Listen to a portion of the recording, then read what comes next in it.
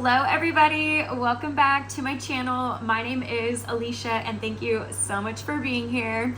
Happy July 2024. We are over halfway through July, but I just thought I would let y'all know what my July TBR is. In the beginning of July, I was just still trying to knock out the books that I had put on my June TBR, which is why I'm late on these, because now it's time to read these books. So we have, I believe we've got 4 physical books, and then I think there are 3 Kindle Unlimited books. So there's 7 books that are on my July TBR.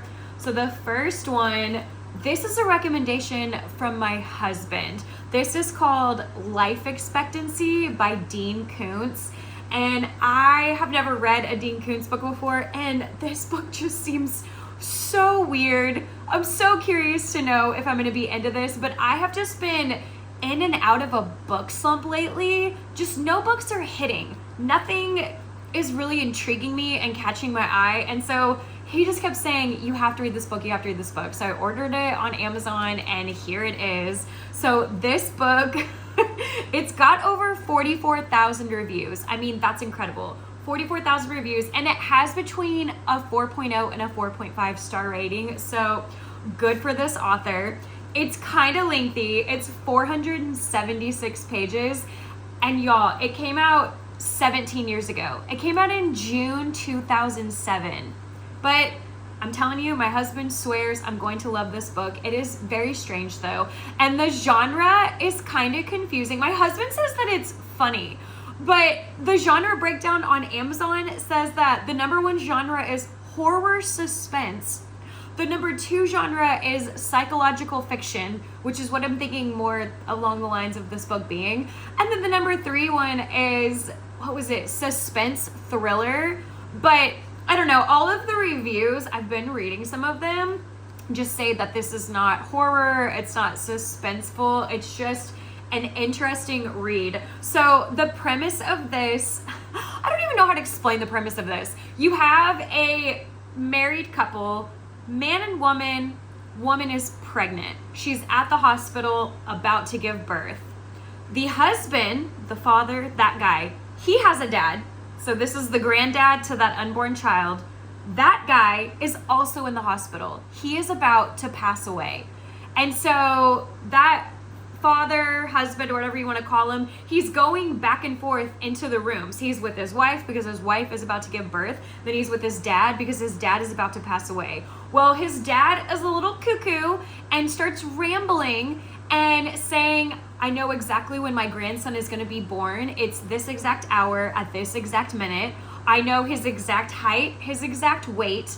And then what else did he say? Oh, and I know he's going to have an anomaly. It's called syndactyly, where you have fused digits. And he's saying that his grandson is going to have a fused left foot. So he's saying this to that guy. And then that guy is going over to the wife and saying, oh my gosh, my dad is off of his rocker. He's saying all of these things about his future unborn grandson. And then the father goes back to his father. He goes back to the dad that's about to pass away. And that dad also tells him that the grandson is going to have 5 dark days in his life. 5 days where there are going to be catastrophic, terrible events that are going to happen to his grandson. The first one will be in his 20th year of life, 23rd year of life, 28th year of life, 29th year of life, and 30th year of life. So not necessarily on his birthday, but just during that year of those ages. And his grandson is going to have to deal with these events. And then that dad passes away. So then the father-to-be goes back to his wife and just says, oh my gosh, my dad's off his rocker. He passed away, and these are all the things he said about our future baby. Well, then that baby is born, and his name is Jimmy. Yes, his name's Jimmy. And it all kind of starts to come true. Jimmy is born at that exact hour and minute that the grandfather said he would be born at. He is the exact height and weight that the grandfather said. He also has syndactyly. His left foot is fused. So then that mom and dad start thinking, oh my gosh, 5 terrible things are going to happen to our son in his adult years of life, 20, 23, 28, 29, 30. And then it's just, I guess we're following the different days. And it says we're following these 5 critical days and the crises that await Jimmy. Is that not so weird? What is gonna happen in this book? I don't know. I would like to vlog it, but I hope I don't hate it. I hope I don't, because my husband is so obsessed with me reading this book. He asks me every day, are you gonna read this book? And I just received it in the mail from Amazon. So now that I have it, I have to start this book. Book number 2 on my July TBR is Convenience Store Woman by Sayaka Murata. I think that's how you say it. So I have posted a book haul in March of this year, March 2024. There were 15 books in that book haul. I have read 13 out of the 15 books, and there are 2 books here that will end up completing that book haul. I will have read all of those books from my book haul, and I'm so proud of myself. So this was one of them, one of the last ones that I need to read. This one, it seems really good. It's a literary fiction, and I think I'm going to like it. She's a BIPOC author. She's Japanese, and I currently live in Japan. So I was really interested in this book when I first saw it at the bookstore. So this has over 310,000 reviews across Amazon and Goodreads. Amazing. But it's got between a 3.7 and a 4.1 star rating. So we'll see if I like it. It's pretty short. It's 163 pages, and it came out 6 years ago. It came out in June of 2018, but I think I'll really enjoy it. It is about a girl named Keiko. Well, she's a girl and she becomes a woman. So at the age of 18, she doesn't fit in with her family. She doesn't fit in with anyone at school. And then she gets a job at the Smile Mart. It's a convenience store in Tokyo, and it makes her so happy. It brings her so much peace, and she loves working there. Well, fast forward 18 years, Keiko is now 36 years old, and she's still working at that convenience store. And she is getting a lot of pressure from her parents and even from her coworkers at her job to get a real job and to find a husband. And she just doesn't want that. She's happy with the way that her life is, and she's happy working at the Smile Mart. But I guess it's a book about conforming to societal pressures. And I love that so much. I can't wait to read this. Her parents and friends and coworkers wish she would get a better job. They also wonder why she won't get married. But Keiko knows what makes her happy, and she's not gonna let anyone take her away from her convenience store. So, book number 2. Book number 3 that I want to read this month is Home Before Dark by Riley Sager. I have been so anticipating this book, even though it's not even new. It came out years ago. I've been wanting to read this book for so long. I'm so glad I'm finally getting to it. This has over 225,000 reviews across Amazon and Goodreads, and it has between a 4.1 and a 4.4 star rating. I love me a 4.0 thriller. I cannot wait. It's 403 pages. It's a little lengthy. And it came out in June of 2020, so a little over 4 years ago. And the genre is more ghost thriller or psychological haunted house fiction. So I can't wait. It is about a girl named Maggie. So when Maggie was a baby, her parents purchased this Victorian estate in the Vermont woods. It's called Bainbury Hall. They lived there for 3 weeks, and then they fled in the middle of the night because apparently there were ghosts and evil spirits. It just, I guess, was terrifying them. It was a haunted house. And then her dad went on to write a book, a non-fiction book called House of Horrors, and it was about Bainbury Hall. And a lot of people in that town and in the media, it became a sensation. It went viral. Everyone was comparing it to the Amityville Horror House. Well, 25 years later, Maggie's all grown up and her dad has passed away, and they've kept that house in the family I don't know why, for all this time. And so he passed away and he left the house to her. The estate is hers. And she just does not believe anything in that book. She doesn't believe in ghosts or spirits. None of that is real to her. And Maggie is also a restorer of old homes. So she moves back to Vermont to move into that house to fix it up and get it ready for sale. And while she's there, things that were written in that book start happening to Maggie. And then on top of that, the locals hate her because her dad's book turned their town into this infamous town. No one wanted to come and visit this town and take vacations because they were afraid of this haunted house. So they do not like Maggie. So stuff's going on with Maggie inside the house. And then if Maggie goes outside, the locals hate her. And so stuff is going on with them. And she's starting to realize, maybe I do believe in ghosts and evil spirits. I can't wait. I cannot wait. This is, I want to call it a summer thriller. I mean, I guess I could wait until October to read it, but I've already waited 4 years. I found this book a few years ago on Amazon and I just recently ordered it because I have to read this book. I can't wait. Book number 4 on my July TBR is The Perfect Guy Doesn't Exist by Sophie Gonzalez. I have never read a book from this author before. And again, that book haul that I had posted in March, this is book number 15. So Convenience Store Woman is number 14. This one's number 15. And then I will have read all of those books. And I'm pretty sure I have vlogged every single one of those on my channel. But this one just seems so cute. And it's relatively new. And y'all, it only has 1,081 reviews. As of right now, as I'm filming this, 1,081 reviews. However, the star rating, it's got between a 3.5 and a 3.8. So sort of a mid rating, but I don't know, maybe I'll really like it. And it's relatively short. It's 294 pages. And it came out this year in March. It just came out 4 months ago.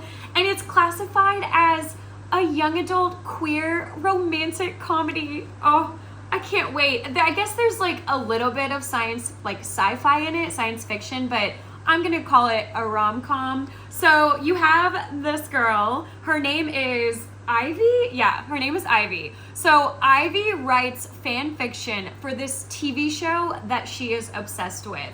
Well, one morning she wakes up and the guy from that TV show, Weston, is in her bedroom. And he's claiming that they are soulmates. And he is acting literally the way that she has written him in her fan fictions, which all of this sounds like a dream come true. But I guess Weston starts to wreak havoc on Ivy's life. He starts causing a lot of real world problems. And so Ivy has to rope in her best friend, Henry, and then her ex best friend, Mac. And so together, the three of them are trying to figure out how to get Weston back into that TV show, just out of her life. And in the process of it, you find out why they are ex-best friends. And then also they start to realize that they're into each other. And I guess throughout the book, they slowly fall in love. Oh my gosh, I cannot wait. Does that not sound so cute? The perfect guy doesn't exist. He thinks he's her soulmate. She has other ideas. Oh, I can't wait to get into this. The last 3 books on my July TBR are gonna be on my Kindle. And these are all free if you're in the United States. And like I said, I live overseas, but my Kindle is still connected to North America. So the next book on my July TBR is called The Last One by Will Dean. I have never read from this author before, but this one just seems so spooky. I don't know. We'll see how it goes. It's got over 29,000 reviews across Amazon and Goodreads. However, it has between a 3.6 and a 3.9 star rating, so we shall see. And it's lengthy. It's 445 pages. Excuse me. And it came out in August of 2023, so almost 1 year ago. And it's classified as a domestic thriller or a survival thriller, so we'll see. It is about a woman named Kaz and the love of her life named Pete. Kaz and Pete get on a ship. It's a cruise ship. Not sure where they're going, not sure how long they'll be on it. But on their first night there, they're exploring, they're dancing, they're eating, they're making friends. Well, the next morning, their first official day on this ship, Kaz wakes up and Pete is missing. So she goes out into the corridor and every single cabin door is open and no one is in their rooms. And then she goes up to the front of the ship, this cruise line, and there's no crew. So no passengers, no crew, no Pete. Where did everybody go? She is the only one left on this cruise, and they're just in the middle of the Atlantic Ocean. And apparently things get more terrifying after that, but what is going to go on for 445 pages? I'm so interested. I'm so intrigued. I really want to vlog this one, but I mean, what am I going to tell y'all? It sounds like the synopsis is so vague. I don't really know what I would be able to tell you, but this has been sitting in my library. I guess you can have 20 books on Kindle sitting in your library. This has been in my library since last year, and I'm finally getting around to it. I want to read this. What is going to happen? And why is it considered a domestic thriller? Is something going on with Pete, who's not her husband? I don't think. It just says in the synopsis he's the love of her life. And I tried watching a couple of YouTube videos on this book, but everyone just says Kaz wakes up alone and then you have to read the rest of the book to figure out what happens. And then one particular creator, she gave us a little bit more insight. She said there's a reveal at the 120 page mark, but I don't know. We'll just have to see how this book goes. Book number 6 on my July TBR. I am cheating a little bit because I just finished this book, but I wanted to go ahead and add it because it is a book that I read in July. So it is called The Naturals by Jennifer Lynn Barnes, and it's a whole series. There are 4 books plus a novella, and the novella is 100 pages, so it's almost a whole other book. So 5 books in this series. It has over 154,000 reviews across Amazon and Goodreads, and it's got between a 4.2 and a 4.4 star rating. It's 321 pages, and it came out almost 11 years ago. It came out in November of 2013, but I swear recently, maybe in the last year or two, I've seen this book being blown up, or this series, just all over BookTube, so I had to give it a chance. It is a young adult crime fiction, and I did vlog it on my channel. It's actually one of the most recent vlogs that I've posted, but it is about a program called The Naturals. So there is a girl named Cassie. She's 17 years old, and the FBI comes knocking on her door because she has this natural ability to read people. And they are starting this classified program called The Naturals in Washington, D.C. And they want Cassie and a group of these I think there's 4 other teenagers, there's 5 total, I believe, who all have these abilities. They want them to solve cold cases. So that's what the book is about. And then something starts happening with Cassie after she gets to Washington, D.C., after she gets into this house that they're all living in. There's a serial killer on the loose. It is a whole thing. And I believe all 5 of the books follow Cassie. I think the other 4 naturals that are in this program, they are in the other books, but for the most part, they follow Cassie. And there is an underlying mystery going on with Cassie. Something happened 5 years ago, and she is still trying to figure out what happened, what took place. I don't want to say too much because I don't want to give it away, but that would be book number 6 on my July TBR, even though I have already read it. The last book on my July TBR is also a little bit of a cheat. I haven't finished it yet though. I am currently in the middle of reading it. It's called The Dead Guy Next Door by Lucy Score. I have never read a book from Lucy Score before, and I've been wanting to, but gosh, her books are so long. Why are they so long? This one, it's got over 51,000 reviews across Amazon and Goodreads, and it's got between a 4.2 and a 4.5 star rating. So seems very good, very promising. But tell me why it is 540 pages. Holy cow. And I'm still reading it. I've been reading this all week, and it came out in August of 2020, and it's classified. There are a few things it was classified as on Amazon. I'm gonna call it a romantic cozy mystery. It's definitely so quirky and goofy. It's definitely got that cozy mystery feel to it, but there is a romance kind of at the forefront of this. So I'm just gonna call it a romantic cozy mystery, but it is about a girl named Riley. Riley, she's in her 30s, she's divorced, she's broke, she has a terrible job as a proofreader, and she lives with all of these elderly people in this mansion. She lives in the attic on the 3rd floor, and her neighbor gets murdered. And then a private investigator comes knocking on her door. His name is Nick, and Nick is looking into the murder of this, neighbor. And then he starts kind of falling for Riley. Well, then Riley ends up at the top of this suspect list with the police department for reasons that you will uncover. And so Nick wants to step in and figure out who really murdered her neighbor, because he's falling for Riley even though he doesn't want to. He is such a bad boy player. And in the synopsis, it described it as Nick likes a buffet of options every night and not the same entree. Oh my gosh. And then you have Riley. Riley's dealing with her own things. Her ex-husband is in and out of the picture for reasons that you will find out. Riley also, there's a little bit of magical realism in this book because she's a little bit of a clairvoyant, a little bit of a psychic, so that's kind of fun to read about.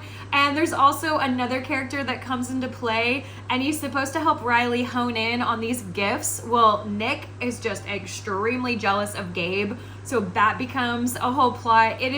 It's such a kooky book, and I'm currently reading it. I'm around, I think, 83%, so I'm not done yet, but we're gonna say that is book number 7 on my July TBR. And these last 3 books, like I said, are all free on Kindle Unlimited if you're in the States. But anyways, thank y'all so much for coming along on this July TBR journey with me. Let me know what books you plan on reading this month. Also, is anyone else kind of feeling slumpy? I've been feeling so slumpy. But if there's any other books that you want me to read, or if you have read any of these books, please let me know, and I will see y'all in my next video. Bye.